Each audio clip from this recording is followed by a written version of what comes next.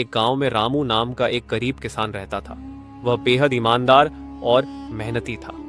रामू के पास बस एक छोटा सा खेत था जिससे वह अपनी रोजी रोटी चलाता था। एक दिन रामू अपने खेत में काम कर रहा था कि अचानक उसे खेत के किनारे एक भारी सा थैला मिला। उसने थैला खोला तो उसकी आंखें चमक उठी। उसमें ढेर सारा सोना और चांदी था। रामू को समझ नहीं आ रहा था कि इतने बेशकीमती सामान का क्या करे। रामू के मन में कई विचार आए। उसने सोचा, अगर मैं ये सारा सोना और चांदी अपने पास रख लूं तो मेरी गरीबी दूर हो जाएगी। मेरे घर में कभी कोई कमी नहीं होगी और मैं भी अमीरों की तरह जीवन जी सकूंगा।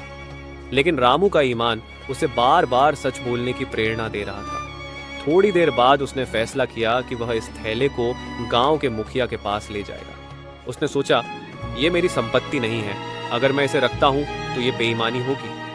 रामू थैले को लेकर मुखिया के पास पहुंचा और सारा मामला बताया।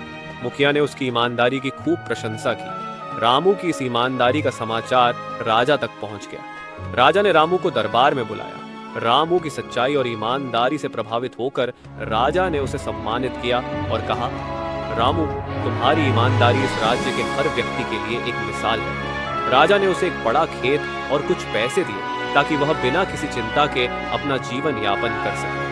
रामू ने खुशी खुशी उस इनाम को स्वीकार किया और अपनी ईमानदारी का फल पाया। इस कहानी से हमें यह शिक्षा मिलती है कि परिस्थितियां चाहे जैसी भी हों, ईमानदारी का मार्ग ही सच्चा मार्ग है और इसका फल एक न एक दिन अवश्य मिलता है।